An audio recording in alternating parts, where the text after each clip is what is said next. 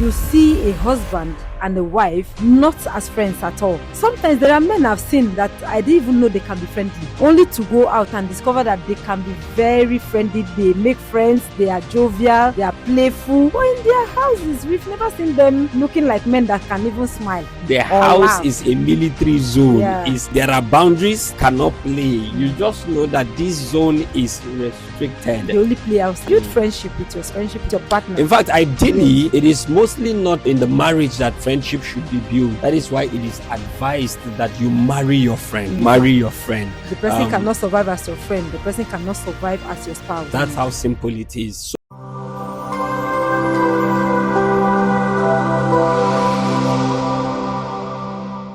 God did not design some marriages to succeed and some marriages to fail. In fact, a successful marriage is not a product of luck as a lot of people think.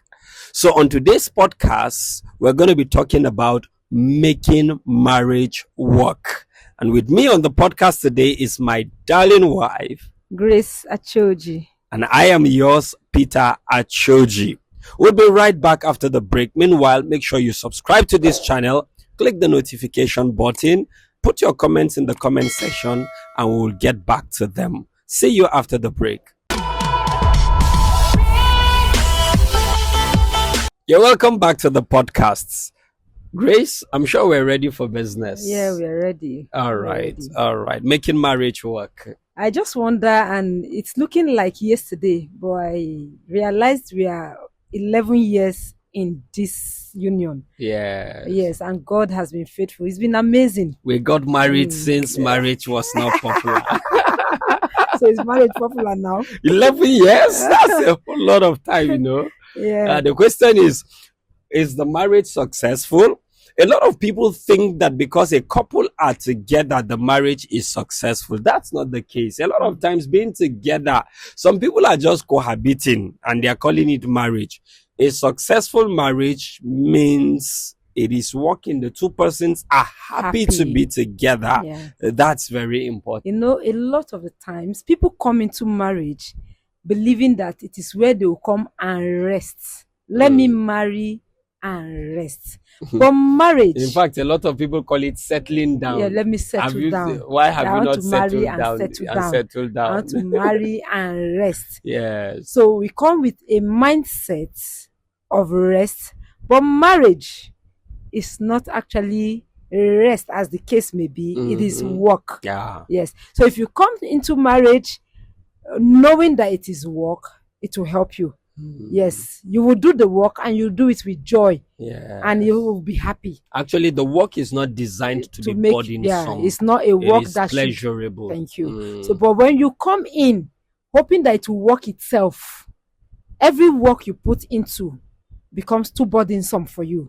You just believe that that's too much, that's too demanding.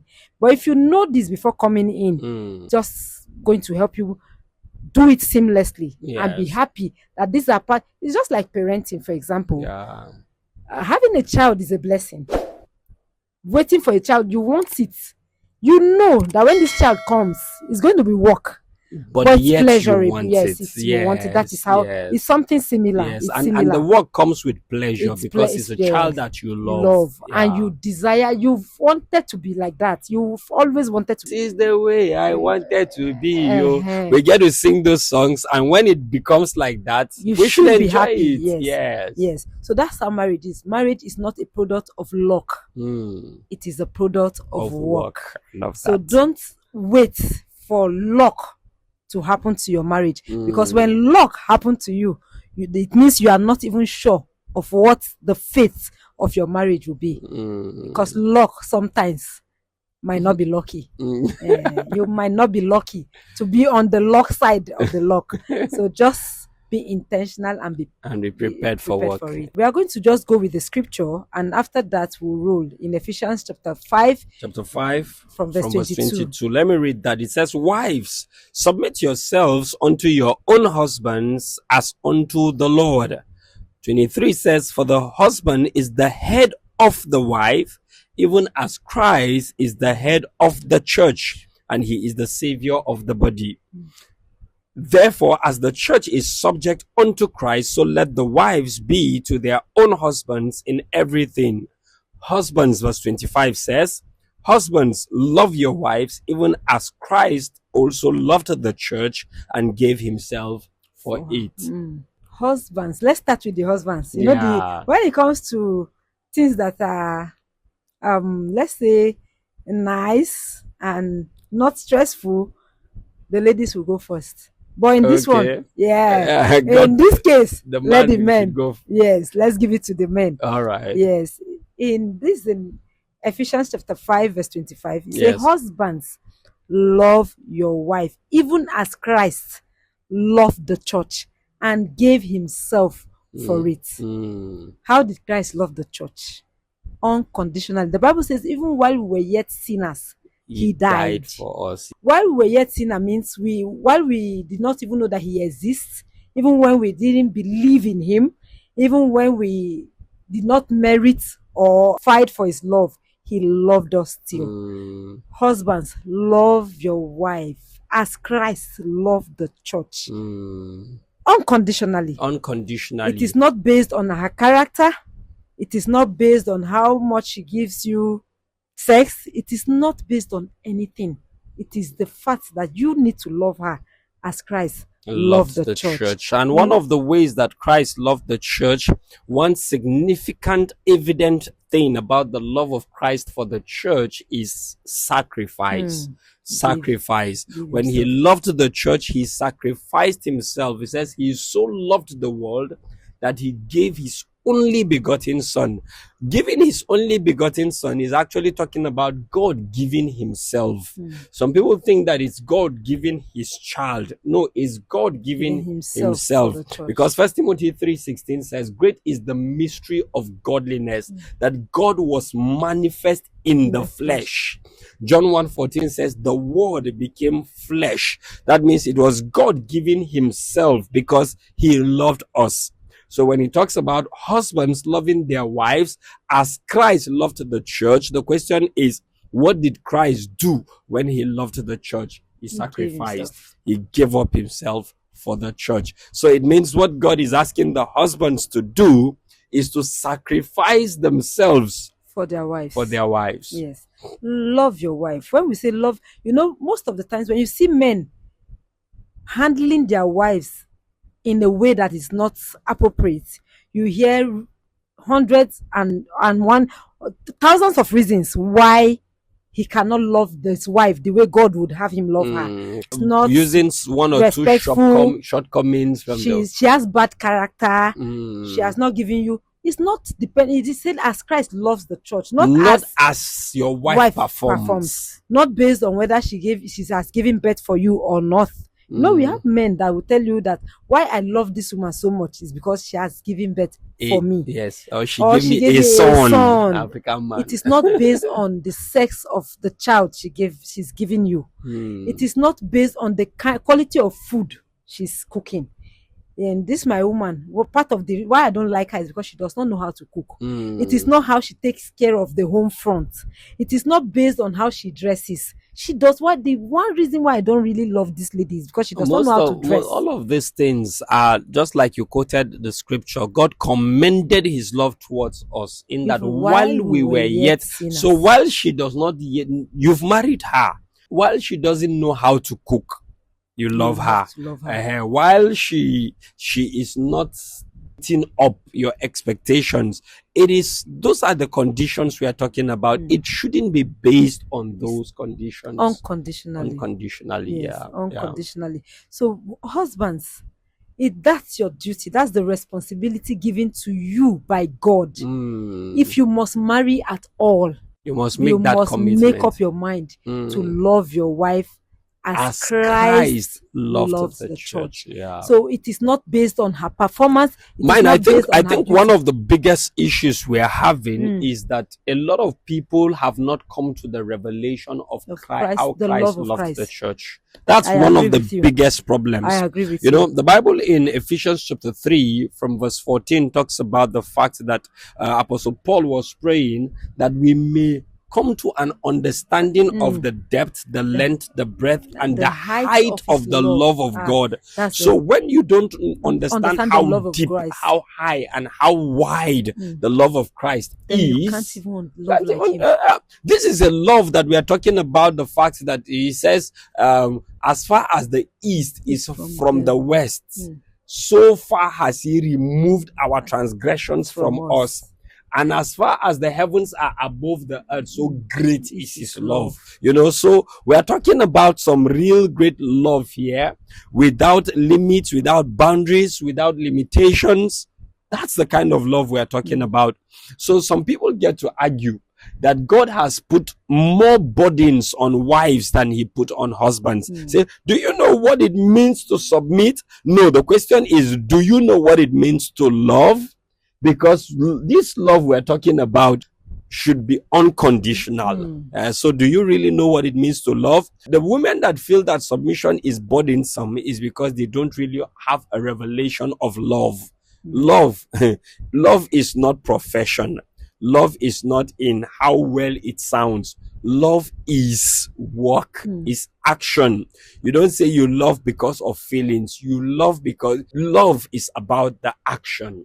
I think a lot of women eventually start feeling that way, looking like the women are giving more, or the demands are more on the women, because most of these men do not understand love. Like you said, like Christ loved the church. So because the women don't get to see this most of the times, they now believe that their own roles are more difficult than that of the men. But I don't think and because of the lack of understanding of the love of Christ, when a man begins to think that love is feelings, love is emotions, and then he no longer feels the way he used to feel about the woman, he thinks that his responsibility to love has ended. When you understand the love of Christ, the way he loved the church, it had nothing to do with feelings. Because there are days you wake up and you're not feeling anything about the woman. In fact, those things that you used to like about her, you used to like her shape, and now she has added up, the shape has straightened up, everywhere is covered up, it's no longer there. If your love was based on feelings, then of course you can't love her anymore. It is not conditional. Those are not the conditions. We cannot exhaust. If we want to talk about the love of God and how a man should love his wife like Christ has loved the church, we cannot exhaust it. We can just continue to talk and talk. The church is still digging and still trying to understand how much God loves us, because the more you dig, the deeper it goes. It's just the love of God is beyond description. Actually, it's beyond description. So husbands, it's a God-given responsibility for you to love your wife unconditionally. Of course, to making your homework, wives, submit. We are not the ones saying it. Yet it's not Pastor Peter telling you to submit to your husband. It is not Pastor Grace telling you to submit to your own husband. That is your God-given responsibility. Wives, submit to your own husband. Submit to your own husband in all, as unto the Lord.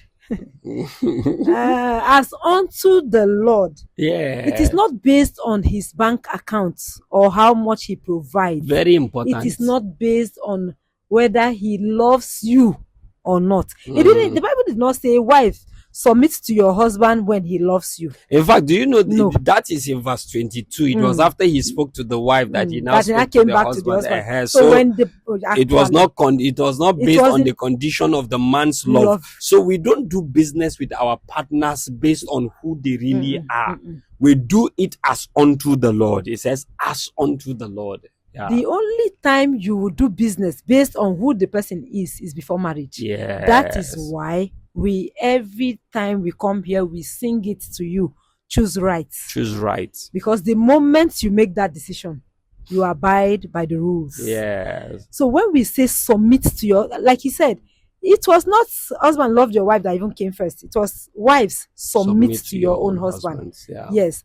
do it as unto the Lord, whether he is providing or not, whether he is showing you And love like that you does expected. not mean that we are encouraging husbands not to provide, of course, not to love, not to that. give. Of course, we have spoken to the husbands, but we are saying that first of all, you make up your mind to give it what God has asked from you. Yeah. Submission. That is why we get to say marriage is not you bring 50, I bring 50. No. You bring 100, You I bring 100. all of it, I bring all of it, Yeah. and there is a meeting point that makes it complete. Yeah. Now, because we are humans, a lot of the times when they say wife submits to your husband, women tend to have issues with 100% submission. We naturally, in our build-up and our backgrounds and upbringing, are selective in our submission. We have decided consciously or unconsciously on what we will submit to and what we will not submit. Sometimes we didn't write it out to say, I will submit in this area and I will not submit in this area. But unconsciously, we have placed a barricade. There's a wall that has separated clearly in our hearts where our submissions will end and where it will not go to, like our money.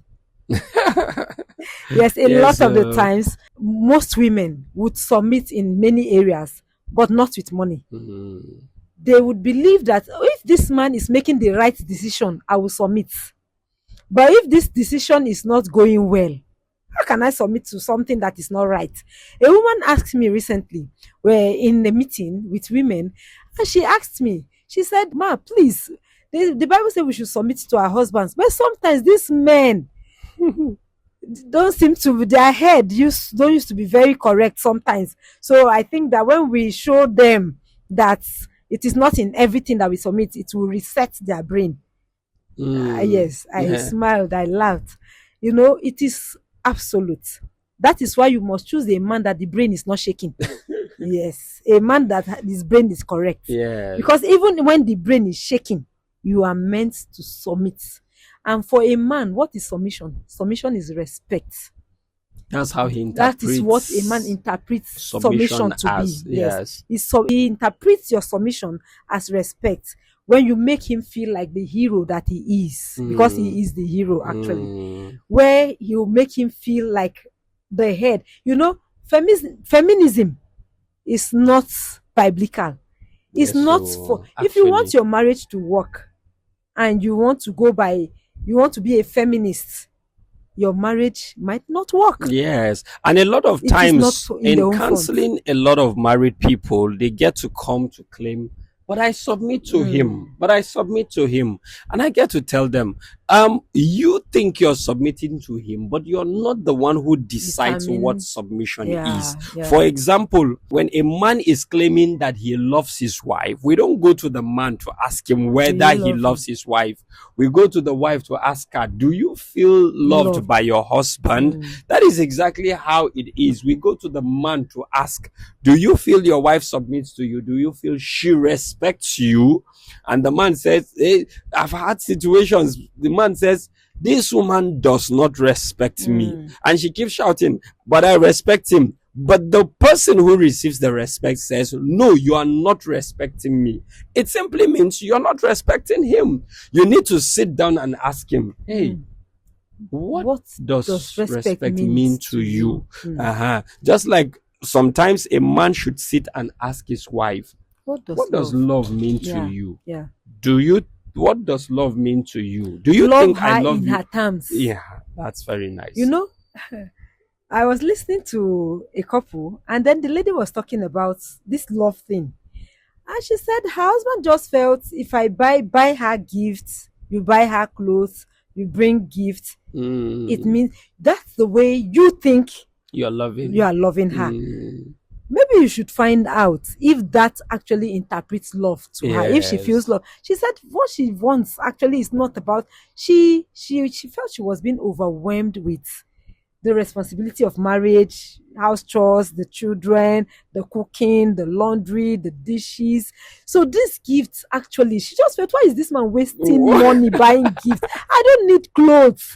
I don't need more earrings. I don't need these things. I don't need them. But he cannot even understand. I give this woman everything. I buy her things, and every day she's still not appreciating. That the man is loving on his It's terms. on his terms. Yes. The woman is taking her out, and she feels, actually she said that her husband wants them to go on a date.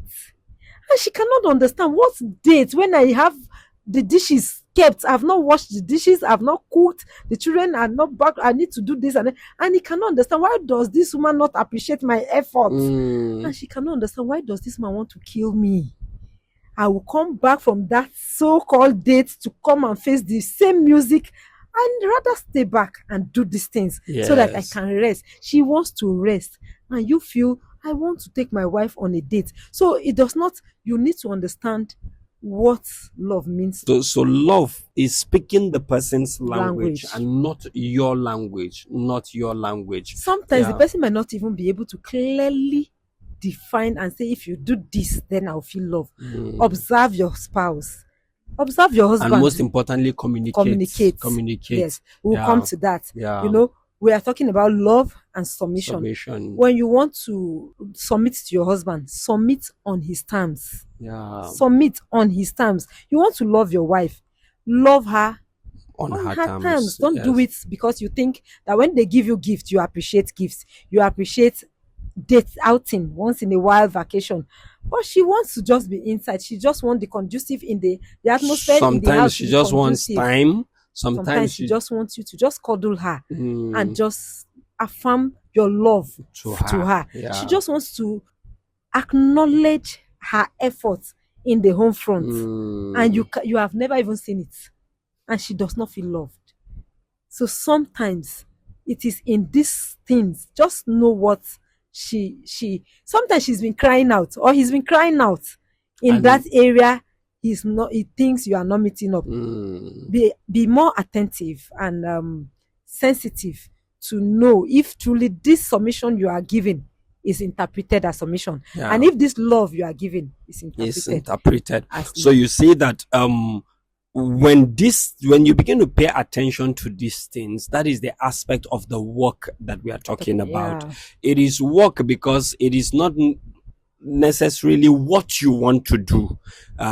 Work is what you do because you have to do it, and you need to do it, not because you want to do it. You want the results that come out of it.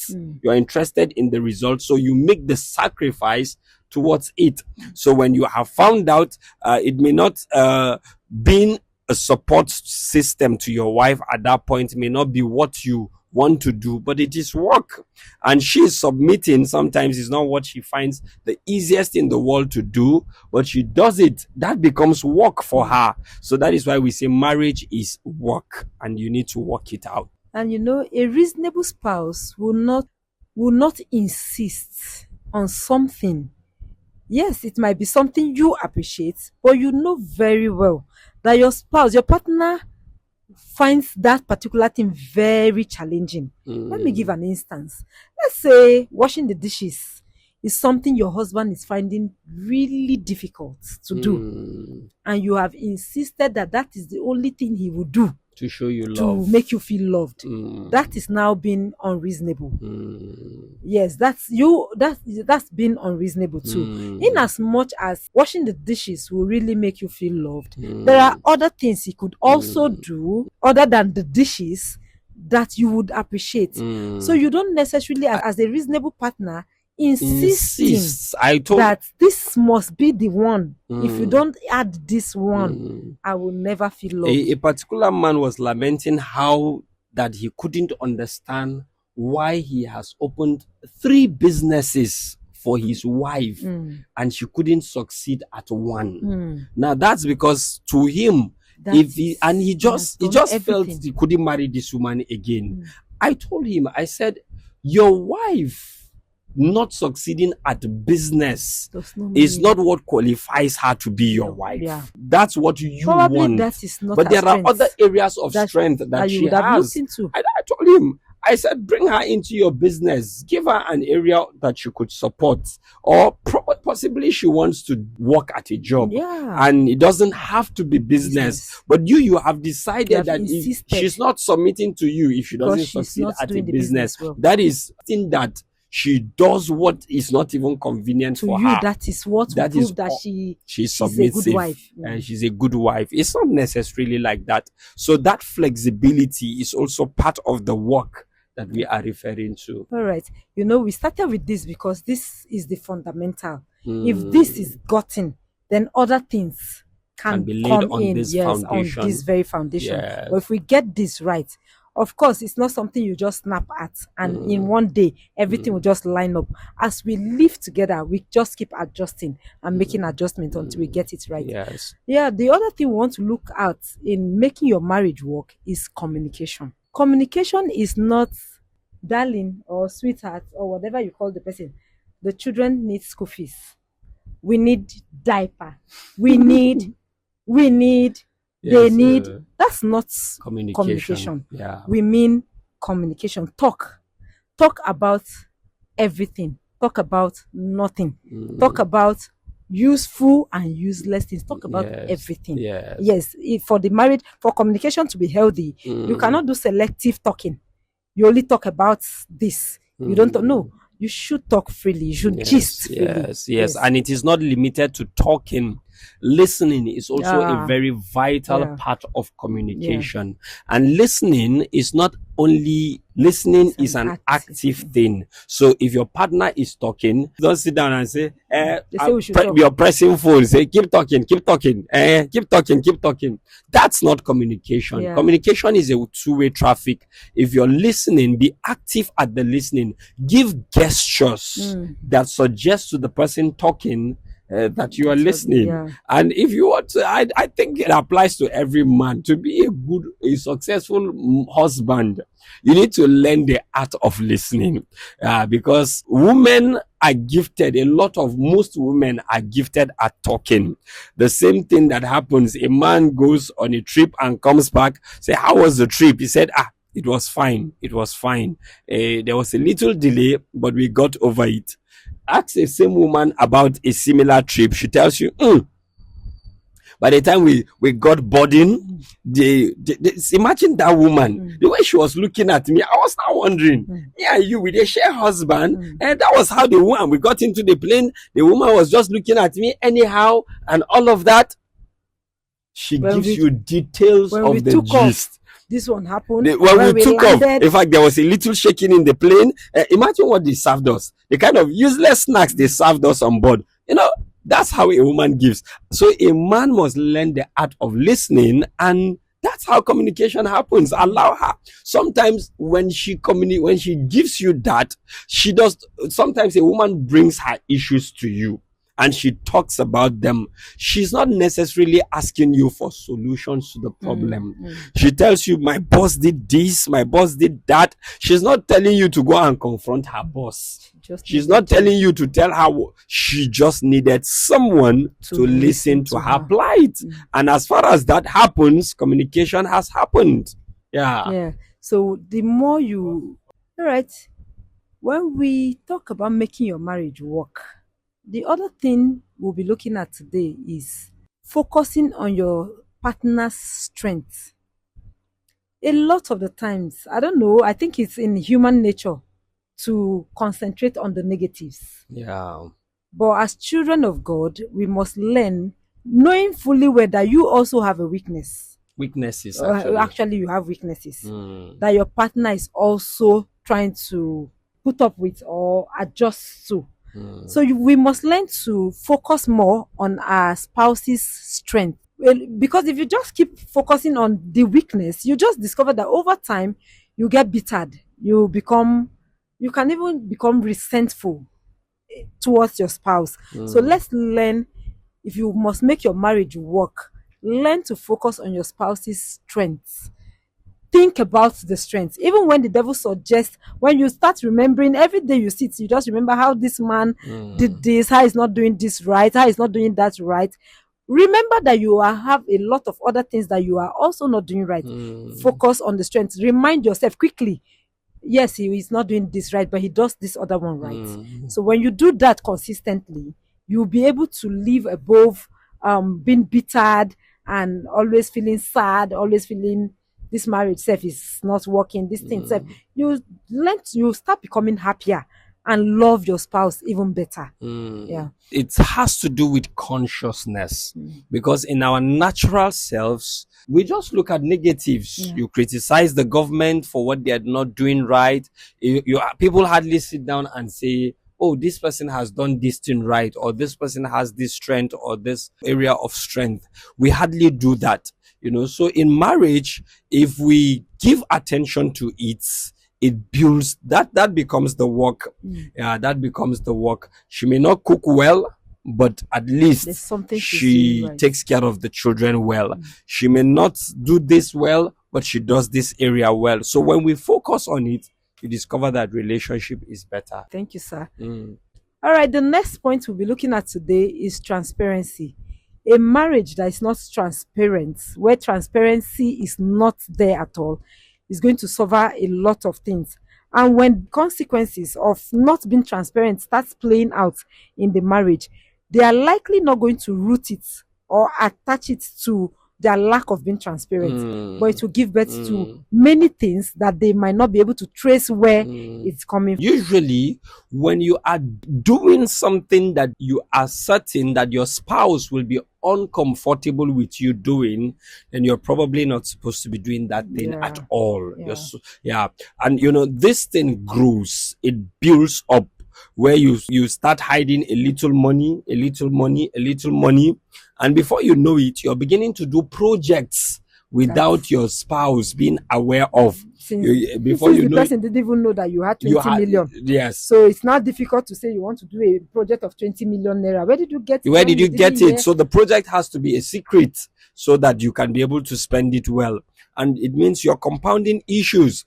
You started talking with this person, the opposite sex, either you're at your place of work, in church, wherever it is, this relationship is now building, and you did not tell your spouse about this person from the beginning of that communication. Now it has built up, emotions have built up, secret meetings have started happening, and you've not told your spouse. You discover that it now becomes a bigger problem.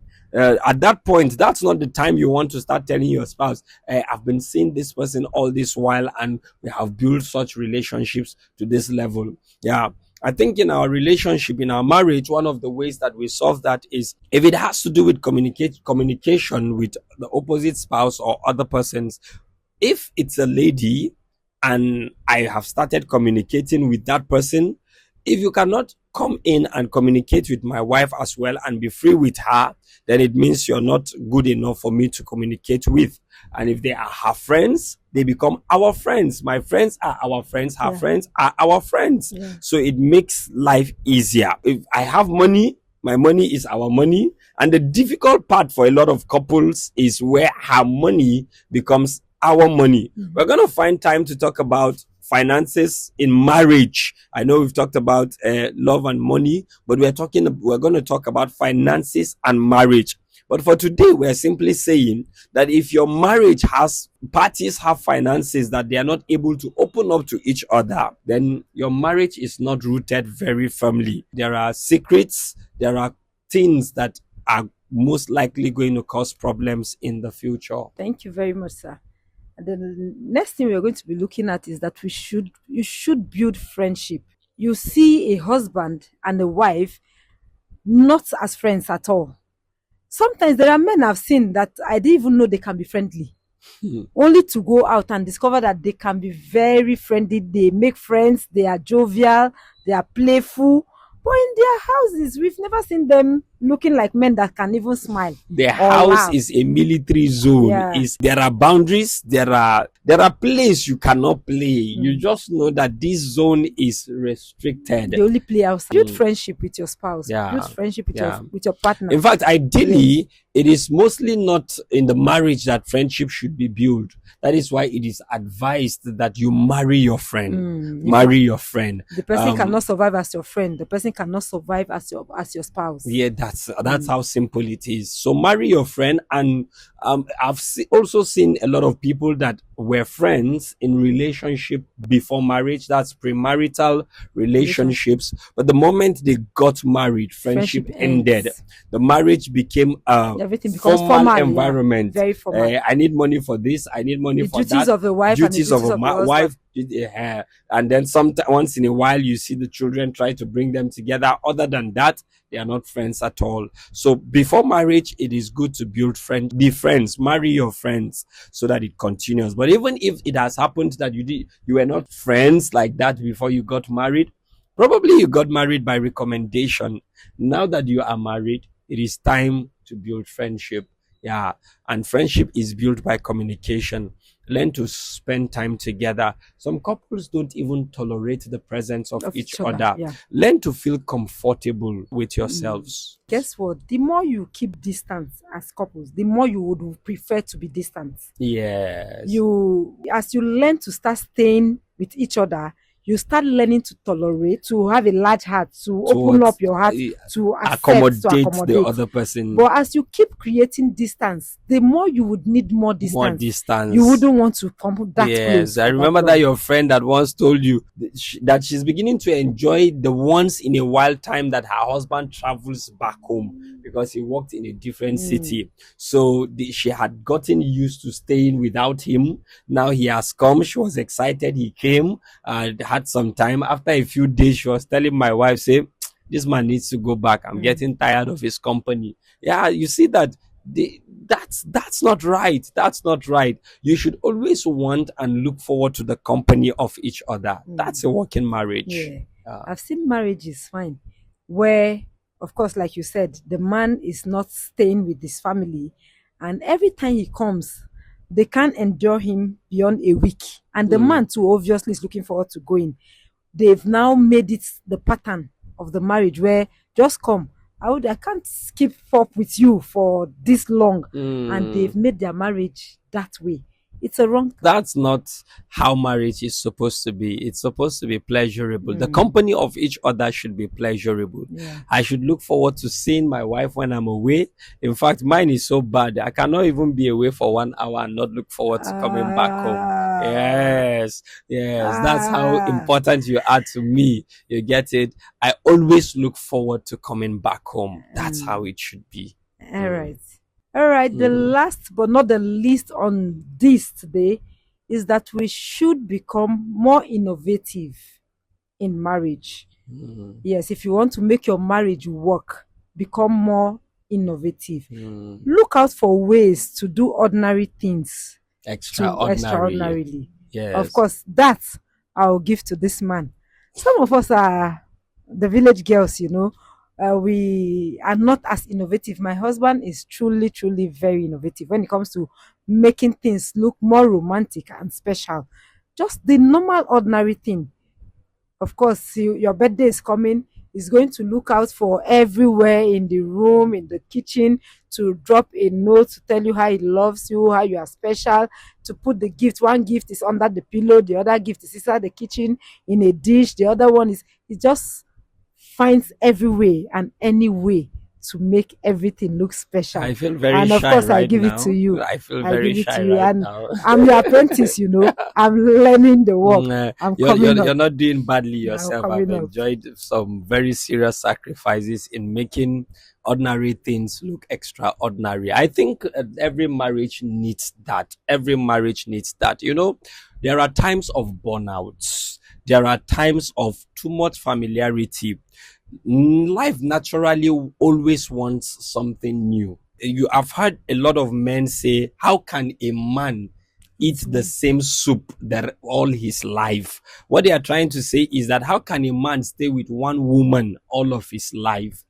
So it is natural that we always want something new. The Bible even said that stolen meat is sweet. Those adventures that spice up some people's lives. No, that's not how God designed it.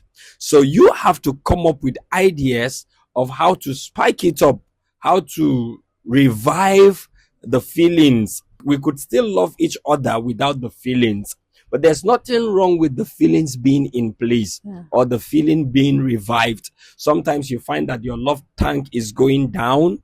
You need, go out, go on a vacation, 3 days, 5 days, take some time out from the usual hustle and bustle of life. Or sometimes you can find somewhere and put the kids, just you and your wife or you and your husband, go out there and spend some time together. Honeymoon is not only meant for the first few days after your wedding.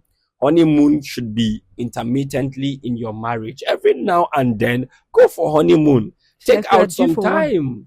It's like we are due Overdue. for one. Overdue. But I need you there to convince this woman that we are overdue for one. Well, I also need you to convince this man that whatever arrangement he wants to make, he should just make me feel comfortable with the kids before he talks about and how they'll be properly taken care of before we talk about it. So you see, whatever effort, however it is, we must do it to ensure that our marriages are spiced up. Yeah. It doesn't have to be, sometimes it doesn't have to cost money.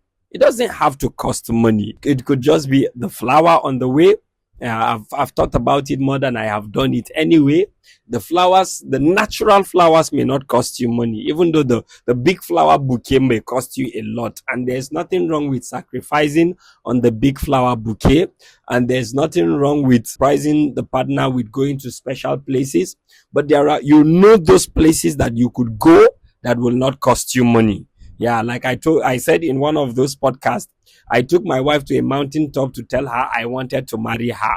That didn't cost me money. I didn't have to pay a fee. Even though the last time I checked, I realized that you pay a fee now to go to that place. Wow. But before we got married, it was free. And in that free place, I went and proposed. So you can turn the ordinary places to extraordinary places. It is not because the place is extraordinary. It's because you and your spouse are there. That makes it beautiful. Thank you very much.